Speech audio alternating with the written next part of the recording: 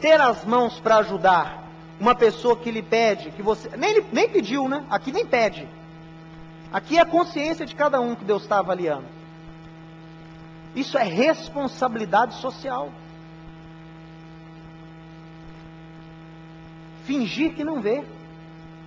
Fingir que está tudo bem. Fingir que não há problema. Continuar vivendo. Isso é pecado. Não ignore a dificuldade do seu próximo. Literalmente, não finja não ver a aflição do próximo quando você pode ajudá-lo. É mandamento ajudar. E aí no verso ele trata desse aspecto da responsabilidade social, que é algo muito importante em nossos dias. E ele passa depois, no verso 5, ele fala a respeito de um princípio muito interessante, que é a respeito da inversão de papéis. Meus irmãos, o texto dessa paraxá, ele trata primeiramente de uma posição de santidade dos servos de Deus, de uma posição correta diante da sociedade e diante do próprio Deus de Israel. Eu poderia me delongar muito nesses versículos de ajuda social, responsabilidade social, onde nós somos confrontados com um problema e muitas vezes não fazemos nada. Mas eu não vou me delongar muito nisso. Não porque não seja importante, mas há outros aspectos em relação a isso. No capítulo 22 ainda, no verso 5, diz o seguinte: a mulher não usará roupa de homem, nem o homem veste de peculiar a mulher, porque qualquer que faça tais coisas é abominável ao Senhor teu Deus. É um mandamento isolado.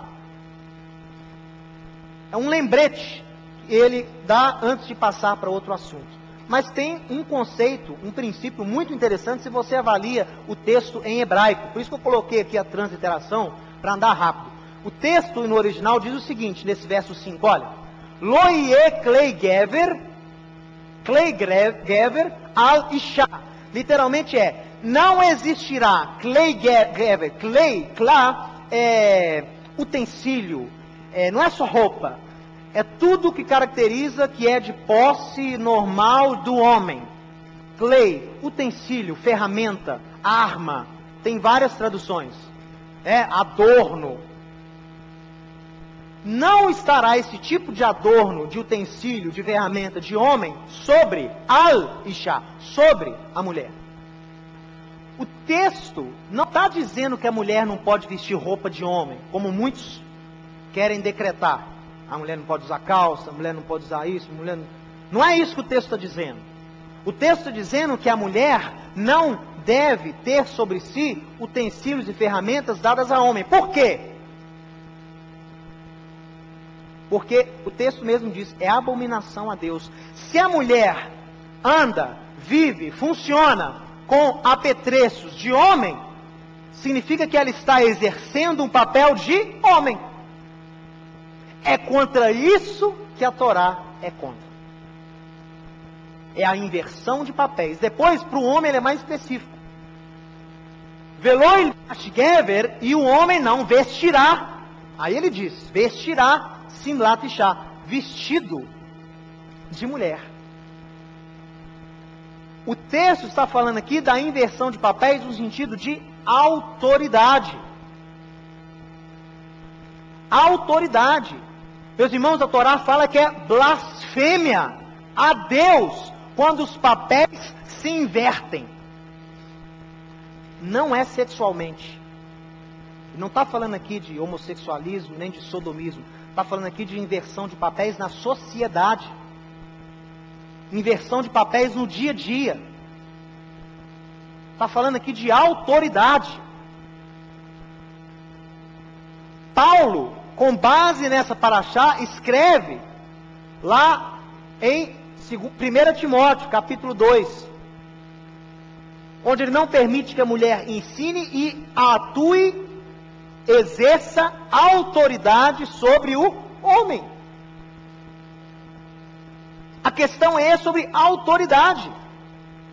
Por que é blasfêmia? Porque Deus criou o homem como cabeça da mulher, assim como Cristo é o cabeça da igreja. Há diferenças de papéis. Ambos são iguais perante o Senhor, mas há diferenças de responsabilidades. Há diferenças de obrigações. O marido presta contas a Deus pela esposa. A esposa não presta conta a Deus pelo marido. Eu respondo pela minha esposa. Ser o cabeça é ser responsável por. Eu sou responsável por ela, eu sou responsável pela vida espiritual dela, eu sou responsável pela vida financeira dela, eu sou responsável pela vida dela como mulher, como cidadã. É minha responsabilidade.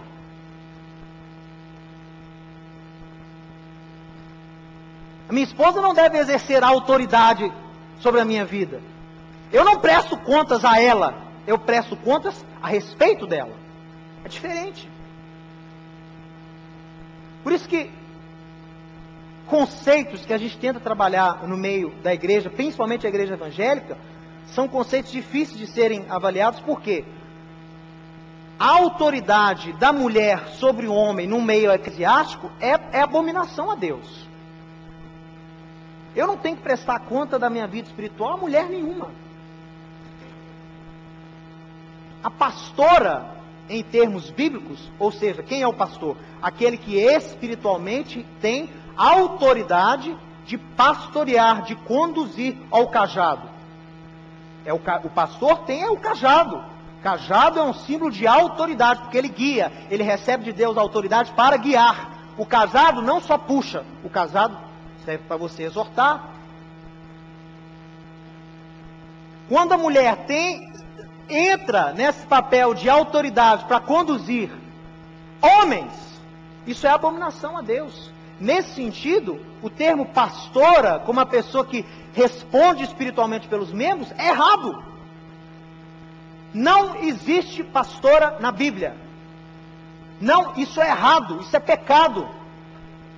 Isso é abominação a Deus. A pessoa desonra Deus como Criador. A mulher, ela pode ensinar, a mulher pode admoestar, a mulher pode até exortar outras mulheres. Ela pode funcionar debaixo da autoridade do próprio marido. Ela pode aconselhar, como nós vemos exemplos no Novo Testamento. As mulheres no Novo Testamento têm um papel fundamental. Nenhuma religião do mundo dá tanto valor e honra à mulher quanto o judaísmo. Nenhuma. Nem o cristianismo. O judaísmo vê na mulher um potencial muito grande. E a mulher é respeitada, ela é honrada. Essa semana eu mostrei para o Alexander algo que aconteceu lá em Gaza na semana passada. Um casamento em massa. 400 e poucos, 350 casais foram casados de uma vez, numa cerimônia em Gaza. Os jovens, os homens, os noivos na faixa dos 20 a 27 anos, e as esposas entre 6 e 9 anos. Tudo documentado. Fotos, mostrei para o Alexander, escreveram um artigo, uma indignação tremenda na ONU, na Organização pelos Direitos da Criança e do Adolescente, casando-se. 350 casais, eu mostrei a foto para o Alexander, as noivas, 6 anos, 7 anos, vestidas de noiva, de mão dada com o noivo, 27 anos, sendo casados, saindo no carro de noiva. Foi ou não foi, Alexander? Aí o sujeito que escreveu o artigo ainda se justificou citando uma passagem do Alcorão, onde Maomé declara que o homem pode tomar para si bebês, querendo dizer crianças, para prazer sexual, desde que não haja penetração.